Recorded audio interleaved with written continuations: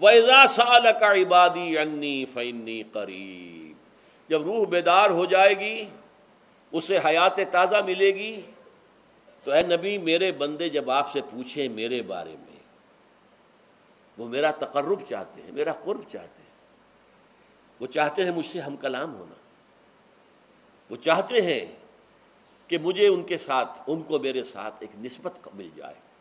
وَإِذَا سَأَلَكَ عِبَادِي عَنِّي فَإِنِّي قَرِيب، انہیں بتا دیجیے میں قریب ہی ہوں، میں دور نہیں ہوں۔ اور آیا ہے سورہ قاف میں نحن اقرب الیہ من حبل الورید، جو شہ رگ ہے انسان کی اس سے بھی زیادہ قریب ہوں میں اس سے۔ نوٹ کیجئے کیسے، اس کی روح کا تعلق میری ذات کے ساتھ ہے براہ راست۔ اس کی مثال بھی میں دے چکا ہوں کئی اپنی کتابوں کے اندر، عظمت صوم نامی کتاب جب پڑھیں گے جو حضرات بھی سمجھ سکے پوری طرح اس کو، اس کے اندر یہ بات بیان ہوئی۔ اور اسی لیے دیکھیے حدیث آخری پڑھ لیجئے کہ حضور نے قرار دیا ہے کہ روزہ جو ہے تمام عبادات کے اندر ایک بالکل منفرد شان کا حامل ہے۔ وعن ابی ہریرہ رضی اللہ تعالی عنہ، اور یہ متفق علیہ روایت ہے بخاری اور مسلم دونوں کی، قال رسول اللہ صلی اللہ علیہ وسلم، قال اللہ عز وجل، اسے حدیث قدسی کہتے ہیں۔ حضور نے فرمایا کہ اللہ فرماتا ہے، تو یہ حدیث بھی ہو گئی کہ حضور نے ہمیں بتائی، اور حدیث قدسی ہو گئی کہ اللہ کا قول ہے جو حضور نقل کر رہے ہیں۔ قرآن مجید وحی جلی ہے، یہ وحی خفی ہے، لیکن یہ عام حدیثوں کے مقابلے میں اس کا مرتبہ اور مقام بہت بلند ہے کہ حضور فرما رہے کہ اللہ فرماتا ہے، یقول اللہ عز وجل کل عمل ابن آدم لہو، ابن آدم کا ہر عمل، ہر نیکی اس کے اپنے لیے، اپنے فائدے کے لیے، الا الصوم، سوائے روزے کے، فإنہ لی وأنا اجزی بہ یا اجزا بہ، یہ میرے لیے ہے اور میں خود ہی اس کی بدلہ دوں گا یا میں خود ہی اس کا بدلہ ہوں، یہ دونوں ترجمے ہیں۔ عظمت صوم میں نے تفصیل سے بحث کی ہے کہ ویسے تو نماز بھی اللہ کے لیے، اقم الصلاۃ لذکری، حج کس لیے ہے؟ للہ علی الناس حج البیت من استطاع الیہ سبیلا، اللہ کے لیے۔ زکوٰۃ کس کے لیے؟ اللہ کے نام پر دی جا رہی ہے، اللہ کے لیے دی جا رہی ہے۔ صوم میں بات کیا ہے؟ صوم میں اصل چیز ملحوظ کیا ہے؟ روح انسانی کو تازہ کرنا، زندہ کرنا، اس کی حیات تازہ کا بندوبست کرنا، اور روح کا تعلق ذات باری تعالیٰ کے ساتھ ہے۔ اس تعلق کی مثال یوں سمجھیے جیسے ہمیں معلوم ہے سورج کا فاصلہ ہم سے کتنا ہے، کروڑ کروڑ میل، لیکن سورج کی کرن جو وہاں سے چل کر یہاں تک پہنچی ہے، کیا اس کا تعلق سورج سے منقطع ہے؟ سورج کے ساتھ تو تعلق قائم ہے۔ اسی طرح روح انسانی ذات باری تعالیٰ سے بہت دور آ کر کہہ لیجئے ہمارے وجود کے اندر آ گئی، ہمارے قلب کے اندر متمکن ہو گئی، لیکن کیا اس کا تعلق اللہ کی ذات سے منقطع ہے؟ نہیں۔ لیکن یہ روح ہی اگر مزمحل ہو گئی تو تعلق منقطع ہو جائے گا، اس لیے کہ اس روح کے اندر ہی جان نہیں رہی۔ یہ روح تازہ ہوگی تو اس کا تعلق اللہ کی ذات کے ساتھ اثر نو استوار ہو جائے گا۔ اس لیے یہ کہا یہ میرے لیے، الا الصوم فإنہ لی، یہ میرے لیے، وأنا اجزی بہ یا اجزا بہ، میں خود ہی اس کا بدلہ دوں گا یا خود ہی اس کی جزا ہوں، خود ہی اس کی جزا ہوں۔ اللہ کے اس بندے کا تعلق میرے ساتھ ایسا قائم ہو جائے گا کہ گویا کہ اسے میں مل گیا، اور میرا یہ مل جانا ہی در حقیقت انسانیت کی معراج ہے۔ اور دعا کے بارے میں جان لیجئے کہ حضور نے فرمایا الدعاء مخ العبادہ، دعا جو ہے عبادت کا اصل جوہر ہے، لب لباب ہے۔ اور یہ بھی کہا الدعاء هو العبادہ، دعا ہی اصل عبادت ہے، دعا ہی اصل عبادت۔ دعا جو ہے وہ روح ہے اس کی، اور علامہ اقبال نے اپنے لیکچرز میں جو یہ خطبہ رکھا ہے اس موضوع کے لیے، میننگ آف پریئر ان اسلام، بڑا عظیم ہے۔ اس نے جو نقشہ کھینچا ہے کہ یہ پریئر کیا ہے؟ انائے صغیر، یہ ایگو، میری انا، میری خودی، انائے صغیر انائے کبیر کے روبرو آتی ہے۔ انائے کبیر اللہ، اننی انا اللہ لا الہ الا انا، یہ انائے کبیر اللہ کی انا، وہ عظیم انا، اور یہ چھوٹی سی محدود سی انا۔ تو ہے محیط بے کراں، میں ہوں ذرا سی آبجو، یا مجھے ہم کنار کر یا مجھے بے کنار کر۔ اقبال نے پتہ نہیں کس جگہ کس کیفیت میں ڈوب کر یہ شعر کہا ہے، اے اللہ تو تو ایک ایسے سمندر کے مانند ہے کہ جس کا کنارہ ہی نہیں، اور میں چھوٹی سی ایک پانی کی ایک چھوٹی سی ندی ہوں، آبجو ہوں چھوٹی سی، اب کیا شکل ہے؟ یا تو مجھے اپنے آپ میں ملا لے تاکہ میں بھی ناپیدا کنار ہو جاؤں۔ دریائے سندھ کا پانی جب سمندر میں گر جاتا تو سمندر ہی بن جاتا، اور یا پھر مجھے بھی بے کنار کر دے، میری وجود کو بھی اتنی وسعت دے دے کہ کوئی کنارہ نہ رہے۔ اب یہ کیا اس نے سمجھا، کیا کہا، لیکن میں نے وہی انائے کبیر انائے صغیر۔ ایک ہے نماز ہم پڑھ لیتے ہیں، آپ نے سارا پڑھ لیا، سارا تعدیل ارکان بھی کر لی، لیکن اگر آپ کا اللہ کے ساتھ ڈائریکٹ کمیونین اور ڈائریکٹ کمیونیکیشن قائم نہیں ہوا تو نماز، جس کو کہ کہا گیا کہ الصلاۃ معراج المومنین، جو قرب حضور کو حاصل ہوا معراج میں، وہ ایک بندہ مومن دنیا میں رہتے ہوئے حاصل کر سکتا ہے نماز میں، اگر اس کی روح جو ہے واقعتاً ہم کا نام ہو رہی ہو الحمدللہ رب العالمین الرحمن الرحیم مالک یوم الدین اہدنا الصراط المستقیم ایاک نعبد و اگر ہم واقعتاً ایسے کہہ رہے ہوں کہ ہمیں احساس ہو کہ ہم اللہ کے حضور میں حاضر ہیں اور عرض کر رہے ہیں، سجدہ کریں تو حدیث میں آتا ہے کہ ایسے محسوس ہو کہ گویا کہ میں نے اپنا سر اللہ کے قدموں میں رکھ دیا ہے، یہ ہے نماز۔ اب جو گفتگو ہو رہی ہے یہ ہم کلامی ہے، الصلاۃ معراج المومنین، اہل ایمان کے حق میں یہ نماز جو ہے یہ معراج کے درجے میں، لیکن یہ نماز کیسے نصیب ہوگی اگر روح سوئی ہوئی ہے، دبی ہوئی ہے، پسی ہوئی ہے، مزمحل ہے یا مردہ ہے؟ یہ نماز کیسے حاصل ہوگی؟ چاہے آپ 5 وقت کی نماز پڑھ رہے ہوں، چاہے آپ نے ہیبٹ بنا لیا ہو نماز کو، چاہے خوش بھی ہو گیا ہو، لیکن یہ کہ جب تک وہ روح بیدار نہ ہو، جب تک ہم کلامی نہ ہو، افلاک سے آتا ہے نالوں کا جواب آخر، اٹھتے ہیں حجاب آخر، کرتے ہیں خطاب آخر، جب تک یہ نہ ہو، جیسے کہ میں ایک حدیث قدسی انشاءاللہ آج سناؤں گا سورہ فاتحہ کے ضمن میں، کہ اللہ تعالیٰ کے سامنے جب کھڑا ہو کر انسان جب کہتا انی وجہت وجہی للذی فطر السماوات والارض حنیفا، دائیں بائیں سے بالکل اپنا تعلق کاٹ کر میں نے اپنا رخ کر لیا ہے اس اللہ کی طرف جس نے آسمانوں اور زمین کو پیدا کیا۔ اب یہ توجہ وجہ تو اگر یہ تو ہے چہرہ تو ہم نے کر دیا خانہ کعبہ کی طرف، اندر سے ہماری روح متوجہ نہیں ہوئی، وہ سوئی پڑی، اسے پتہ ہی کچھ نہیں کہ کیا ہو رہا ہے، تو اس صورت میں وہ کیا ہے؟ ظاہری بات تو پوری ہو گئی، نماز کا ثواب ہو جائے گا، فرض کی ادائیگی کا ثواب مل جائے گا، لیکن وہ اصل نماز تو حاصل نہیں ہوتی۔ یہ ہے وہ بات کہ وَإِذَا سَأَلَكَ عِبَادِي عَنِّي فَإِنِّي قَرِيبٌ، اے نبی جب میرے بندوں کی روحیں بیدار ہو جائیں، توانا ہو جائیں، حیات تازہ سے وہ ہم کنار ہو جائیں، اور پھر وہ میرے بارے میں پوچھیں، وہ میرا تقرب حاصل کرنا چاہتے ہیں، تو آپ سے پوچھیں تو کہیے میں قریب ہی ہوں۔ اجیب دعوت الداع اذا دعان، یہ ہے وہ دعا، میں ہر پکارنے والے کی پکار، ہر دعا کرنے والے کی دعا کو سنتا ہوں، قبول کرتا ہوں، جواب دیتا ہوں جہاں کہیں بھی مجھے پکارے۔ اذا دعان، اس میں در حقیقت وہ مفہوم آ گیا ہے there and then wherever، آپ اپنے گھر میں ہو کر پکاریں اللہ کو، آپ بستر پر لیٹے ہوئے پکاریں اللہ کو، الذین یذکرون اللہ قیاما وقعودا وعلی جنوبہم، ہاں ٹھیک ہے بعض مقامات بعض اوقات قبول دعا کے لیے زیادہ سازگار ہیں، حرم میں جا کر دعا مانگی جائے، اور منا میں عرفات میں خاص طور پر، جبل رحمت پر خاص طور پر، ملتزم جو ہے کعبے کا اس پر خاص طور پر، وہ ایام بھی ہیں خاص، لیکن یہ نہیں ہے کہ بقیہ دنوں میں آپ کے اور اللہ کے درمیان کو بڑا فاصلہ ہے۔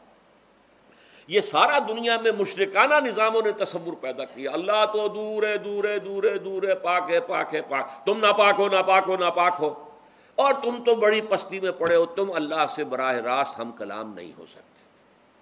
کوئی درمیانی چاہیے، کوئی لنکس چاہیے، کوئی پجاری ہوگا، کوئی پروہت ہوگا، کوئی پنڈت ہوگا، کوئی پیر ہوگا، کوئی پادری ہوگا، کوئی پوپ ہوگا، اس کے ذریعے سے تم اللہ سے ہم کلام ہو، خود نہیں۔ اور جب ذریعے بیچ میں آ گئے تو ان کی مٹھی گرم کرو، ان کی چاپلوسی کرو، ان کو بھی جو ہے چادریں چڑھاؤ، ان کو نذرانے پیش کرو۔ یہ ہے بدترین ایکسپلائٹیشن جو مذہب کے ذریعے سے نوع انسانی کی ہوئی ہے۔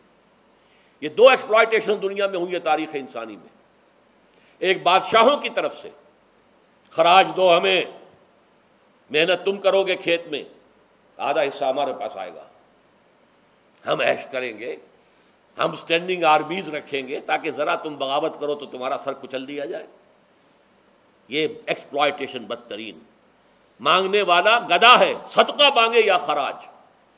دوسری طرف ہم بادشاہ ہیں، ہم چندر بنسی سورج بنسی خاندان ہیں، ہم راجپوت ہیں، حکومت کرنا ہمارا حق ہے، اور یہ پنڈت پروہت جو ہے وہ بھی کہیں گے کہ ٹھیک ہے، نصف لی و نصف لک وہذا قوم جاہلون، یہ عوام جو ہے ان کا خون چوسو، ہمیں یہ نذرانے پیش کریں، بتوں کو آ کے چڑھاوے چڑھائیں اور تمہیں خراج دیں اور ٹیکس دیں۔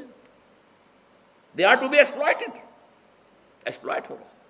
اسلام نے آ کر دونوں کا خاتمہ کیا، کوئی ملوکیت نہیں۔ زکوٰۃ ہے تو غربا کے لیے، بادشاہ کے لیے نہیں ہے، یہ تو غربا کے لیے، لہذا کوئی ٹیکس نہیں۔ نمبر دو، اللہ سے ہم کلام ہونے کے لیے کسی دربان، کسی جو ہے پہرے دار کی مٹھی گرم کرنے کی ضرورت نہیں، جب چاہو ہم کلام ہو جاؤ۔ دل کے آئینے میں ہے تصویر یار، جب ذرا گردن جھکائی دیکھ لی۔ یہ تو تم ہماری طرف متوجہ نہیں ہوتے، ہم تو ہر وقت کہتے ہیں، ہر شب کو آخری لمحات جو ہیں، آخری جو گھنٹے ہیں رات کے، سمائے دنیا تک ہم نزول فرما لیتے ہیں تمہارے لیے، اور پکارنے والا پکارتا ہے، حل من مستغفر فاغفر له، ہے کوئی استغفار کرنے والا کہ میں اسے بخش دوں، حل من سائل فاعطیہ، ہے کوئی مانگنے والا کہ میں اسے عطا کروں۔ تم ہی سوئے رہتے ہو، انٹا غفیر رہتے ہو، تمہیں ہماری طرف توجہ نہیں ہے۔ اگر ہماری طرف متوجہ ہو جاؤ تو جیسے کہ اقبال نے کہا کہ میرے لیے یہ دربان جو ہے، پیران کلیسا کو کلیسا سے اٹھا دو، کیوں خالق و مخلوق میں حائل رہے پردے۔ اور یہ میں نے کئی مرتبہ بیان کیا ہے، ہمارے ہاں وہ پی جو جماعت بنی تھی ایک، اب اس میں 2 پییں اور ایڈ ہو گئی ہیں، پی پھر وہ پیٹریٹ، اور اس سے آگے اپنی پہلے پارلیمنٹیرین کی پی آ گئی اور پھر پیٹریٹ کی آ گئی، 5 پیز ہو گئی۔ اسی طرح گنتی ہے ہندوستان میں، پنڈت، پروہت اور پجاری، 3 پے تو یہاں تھی، پیر ایران کا پیر، اور پوپ اور پادری، یہ سب پے سے شروع ہوتے ہیں الفاظ، اور یہ سب در حقیقت جو ہے شروع ہونے والے الفاظ، یہ در حقیقت انسانوں کی بدترین ایکسپلائٹیشن کا ذریعہ ہے۔ وَإِذَا سَأَلَكَ عِبَادِي عَنِّي فَإِنِّي قَرِيبٌ أُجِيبُ دَعْوَةَ الدَّاعِ إِذَا دَعَانِ فَلْيَسْتَجِيبُوا لِي۔ ہاں ایک تقاضا ہے، لیکن اس سے پہلے یہ بات سمجھ لیجئے، میں اس آیت کو میگنا کارٹا جسے کہا جاتا ہے حقوق انسانی کا سب سے بڑا چارٹر، میں اس سے کہیں بڑا چارٹر قرار دیتا ہوں کہ اللہ کہتا ہے مجھ سے ہم کلام ہونے کے لیے کسی واسطے کی، کسی وسیلے کی کوئی حاجت نہیں، جب چاہو مجھ سے ہم کلام ہو جائیں۔ ہاں ایک شرط ہے، فَلْيَسْتَجِيبُوا لِي، چاہیے کہ وہ میری بات بھی قبول کریں، میرے احکام کو تسلیم کریں، میرے فرامین کان سے کھول کر سنیں، ان پر دل سے عمل کریں۔ فَلْيَسْتَجِيبُوا لِي، یہ ون وے ٹریفک نہیں ہوگا کہ ہم تمہاری دعائیں قبول کریں اور تم ہماری باتوں سے پہلو تو ہی کرو، سنی انسنی کر دو، یہ نہیں ہوگا۔ یہ ایک 2 وے تعلق ہے، جسے آج کل کہا جاتا ہے بائی لیٹرل تعلق ہے۔ بائی لیٹرل تعلق ہے اللہ اور بندے کے درمیان، بندہ توبہ کرتا ہے معاصی سے، اللہ تعالیٰ بھی، اس کے لیے بھی لفظ تواب ہے، وہ بھی اپنی رحمت کے ساتھ دوبارہ متوجہ ہو جاتا ہے۔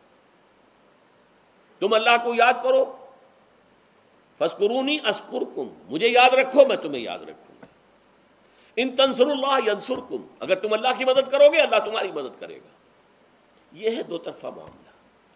اسی طریقے سے تم چاہتے ہو کہ میں تمہاری دعائیں قبول کروں، اجیب دعوت الداعی اذا دعان، میں ہر پکارنے والے کی پکار کو سنتا ہوں، جب اور جہاں، ویئر اینڈ وین وہ مجھے پکارے، لیکن لازم ہے فلیستجیبوا لی، وہ بھی میرا کہنا مانے، میرے فرامین کو کھلے کانوں سنے اور تہہ دل سے اس پر عمل کرے، ولیؤمنوا بی، اور مجھ پر ایمان پختہ رکھے، یقین اس کے ساتھ مجھے پکارے، لعلہم یرشدون۔ اب یہ سب سے بڑا لفظ آ گیا، تاکہ انہیں رشد حاصل ہو جائے۔ رشد، فوز، فلاح، رشد، یہ کئی الفاظ ہیں، فوز، فائز، فلاح مفلحون، رشد راشدون، اور یہ لفظ استعمال ہوا صحابہ کرام کے لیے سورہ حجرات میں، اولئک هم الراشدون۔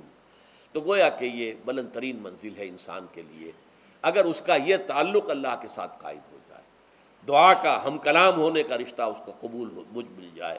اب آخری بات نوٹ کیجئے، آخری آیت جو ہے اس رکوع کی، بظاہر اس کا تعلق نہ روزے سے نہ رمضان سے،